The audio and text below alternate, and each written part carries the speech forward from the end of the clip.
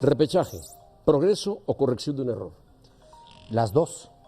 Las dos. Porque tuvimos una etapa, José Ramón. Teléfono, Faitelson, cuélgalo. No es mi teléfono, José Ramón. Perdón. Tampoco es el mío. Tampoco es el mío. Ah, era el mío, perdón. Ah, bueno. Lo cuelgo. No voy a decir que me salvó la campana. Me salvó la campana, venga. Digo que son las dos porque la reclasificación fue producto directamente de la pandemia. Se dejaron de cumplir compromisos económicos por parte de los clubes y no queríamos ni castigar al aficionado, ni castigar a los clubes, ni a los jugadores. Todavía el año pasado, O sea, José Ramón, ¿piensas que fue un error? en materia epidemiológica, ¿Por qué no lo quitaron antes? el año pasado Sí. todavía teníamos compromisos con patrocinadores básicamente y con Económicos. las televisoras, incluidas esta. Entonces lo que se hizo fue abrir un espacio donde se generara más ingreso. Sí fue un error en materia competitiva, porque son desincentivos a competir. Los propios jugadores nos lo dijeron y por eso es el primer tema que estamos proponiendo para la Asamblea de mayo. Y ¿No está aprobado eso? Pero todos para la Asamblea de mayo. Todos Es para una mayo. propuesta, pero no sé que era una decisión tomada. a eso iba. ¿Qué pasó después del Mundial?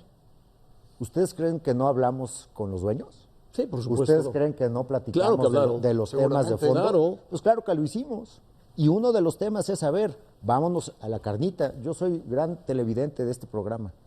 Y ustedes han mencionado en innumerables ocasiones los 5 temas de los que abordamos hoy. Uno de ellos era el repechaje. ¿Somos sensibles? Yo no hubiera ido a generar un anuncio en Televisión Nacional y venir a refrendarlo aquí si no tuviéramos consenso de que el repechaje se tiene que ir y que tenemos que bajar, por otro lado, el número de extranjeros. Pero eso también era evidente que había que hacerlo. Bueno, pero puede tener relación, como lo decían Paco y David, o no con la selección nacional, pero también nos interesa reforzar la estructura competitiva. Es una parte importante, de la liga es una parte importante del fútbol mexicano. Exactamente, es una ¿Tú parte crees, muy importante. Sí. Miguel, que con 6 extranjeros no era suficiente? Bueno, ¿Para darle más entrada a los mexicanos? por ¿Que supuesto, surja más mexicanos? Por supuesto, José Ramón, pero déjenme hacer una reflexión de lo que tiene una relación directa con el desempeño de la selección nacional y de todas las selecciones. Hoy presentamos una tabla donde se evidencia que de los últimos 6 mundiales, los últimos 6 campeones, el 98% de sus jugadores jugaban o juegan en las 5 primeras ligas de Europa. Claro. Y esos jugadores juegan en los primeros 5 clubes de Europa. Argentina solamente llevó un jugador de la Liga Argentina. Ahí es donde sí podemos, como liga, impulsar el desempeño de la selección nacional. Perdón que te interrumpa.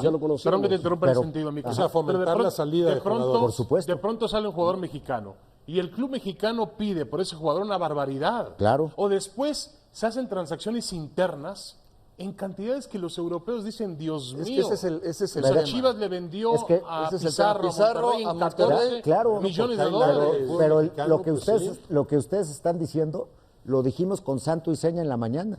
¿Cuáles son los problemas? ¿Por qué no exportamos? ¿Por qué tenemos 38 jugadores nosotros en Europa y Estados Unidos tiene 220? Para comparar peras con peras. Claro, sí. No me voy a comparar con Brasil ni contra Argentina. No.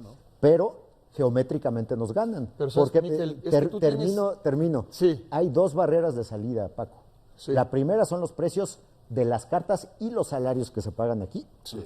Y eso lo tenemos que resolver entre la federación y la liga, aterrizarlo y generar balances. ¿Por qué no ponen un tope salarial para hacerlo? Esas son las decisiones que se tienen que llevar a mayo. Muy importante. Y la otra es un trato distinto del jugador mexicano al resto de los jugadores iberoamericanos, caribeños y africanos. ¿Por qué se les da el pasaporte comunitario a ellos en un tiempo menor que a nosotros? Pero eso no depende de ti. ¿A los caribeños? Claro, Sí.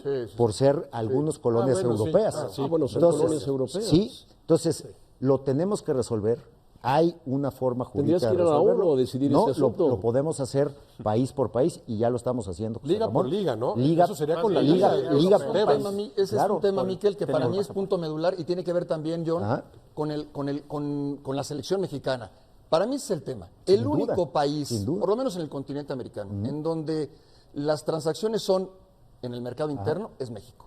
Y Hoy Luis Chávez no busca salir de España porque quizás Tigres o Monterrey paguen 10 millones, como pasó con Pizarro y como ha pasado con muchos otros. Con Diego Pero a ver, Lainez, dile a Lainez Jesús Martínez, recientemente. no vendas a tu jugador en 10 millones a Tigres y véndelo en Pero 5 ¿qué pasa al si- Betis. ¿Cómo le van a hacer para cambiar Pero ¿qué eso? pasa? ¿Un candado? Sí, ¿qué pasa? Puede ser con regulación y con topes, pero ¿qué pasa si nos acercamos antes a los clubes? Ya llevamos 4 convenios con las ligas. Para, en vez de esperarnos a la gran transacción, vamos viendo jugadores de 14, 15, 16 años, donde pueda Exportándolos. haber Excelente. convenios de riesgo compartido. Eso hace Holanda con Portugal, eso hace Holanda con Grecia, con Turquía. acuerdo. Creo que tenemos que emular las mejores Totalmente de prácticas. acuerdo, pero hay mucha gente que Sí. está mal informada, Miquel. Rápidamente, a ver, ¿por qué Lainez regresa a México? ¿Sí? Después de, bueno, algunos dicen que es su fracaso. ¿Y por qué en Argentina no sucede o en Uruguay o en Brasil? Porque en Argentina, si sales de Argentina, nunca vas a regresar ganando más de lo que ganabas. Pero eso es un Imposible. error. Y de Bueno, Eso pero es un sucede, error, está sucede en mal. México. Bueno, hablaba ¿Cómo Miquel, vas a cambiar, hablaba cómo vas a Miquel cambiar de eso? la economía del consumo. Somos una liga de consumo, no consumo. de exportación. Somos de alto una liga nivel. compradora porque, De alto por nivel. ejemplo, somos la 10ª del mundo en valor. Aquí pagamos mucho más que en Argentina. El jugador argentino a los 17 ya está buscando un club afuera. claro. No sé si europeo o no. Y en Uruguay pero también. está buscando Ahora un el club brasileño afuera. también, Y el el brasileño pues, también. claro. Entonces, ahí está el diagnóstico. Las dos vías es llegar antes de la transacción millonaria. Si hay que generar equilibrios, también invertir recursos entre federación y liga. Hablamos de que se van a incrementar 40% los derechos que se pagan por formación de jugadores. Utilicemos bien ese dinero, pero también presionemos para que no nos traten distinto a los iberoamericanos mexicanos que a los iberoamericanos chilenos, argentinos, colombianos, ecuatorianos incluso. Creo que por ahí va. Y si le logramos dar la vuelta, le vamos a poner al técnico nacional una canasta adicional de jugadores europeos de aquí al 2026. Ahora, Miquel, una pregunta. Rápidamente, José Ramón, si me permites. El tema del sin ascenso y descenso es rápido. ¿Eso se decide en mayo? Eso en mayo se tiene que presentar un plan. Pero ¿pueden los dueños de equipos decir regresa el ascenso y el descenso? Les tenemos, por supuesto, la asamblea lo puede hacer todo, es el pleno del fútbol. ¿Y qué tenemos que sopesar? Hoy presentamos también, oye, antes de que hubiera control económico, solamente una tercera parte de los equipos que ascendían se quedaba, el resto desaparecía. Se puso el control económico y hoy vemos una expansión que es muy exitosa en lo deportivo. Aunque nadie asciende, ¿sí? Aunque nadie asciende, pero hoy tienes el doble de debuts, de expansión a primera división Pero- que lo que tenías contra centro y ¿Es descenso. atractivo para los dueños? La Liga de Expansión. Mira, para ¿Tú crees que para- alguien con dinero puede entrar al fútbol desconfiando de que su equipo nunca va a ascender? Fíjate, José Ramón, los datos señalan que hay ya 3 filiales de primera división que están debutando jugadores en la expansión, que es una sub-23, y en esa sub-23 están dándoles más rangos de confianza para regresarlos al primer equipo. De los 17 jugadores que debutaron el año pasado de las filiales, son sub-23 la mayoría. Muchos y eran ahora del Tapatío, y Guadalajara. regresaron a jugar. Pero bueno, esa es una realidad. En lo deportivo ha funcionado muy bien. La otra realidad es que abajo tenemos poca estructura financiera, poca estructura corporativa. Tenemos que buscar un mecanismo para que podamos combinar el éxito deportivo con mecanismos parecidos a los de Europa. En Europa el que baja tiene una subvención, Claro, lo tiene ayuda, un subsidio sí. para que Pero no... hay algo que ustedes mismos ahuyentan de alguna manera a esos nuevos inversores. Yo estoy seguro que hay gente que quiere invertir en el fútbol. En los últimos tiempos he visto como 2 grandes empresarios de este país, la familia Carlos Slim, la familia Vazcarraña, se han ido del fútbol. Muy respetable, pero yo te Pero diría... se fueron del fútbol, Miquel, se fueron 2 clientes. Pero hoy tienes, David, inversión española en San Luis.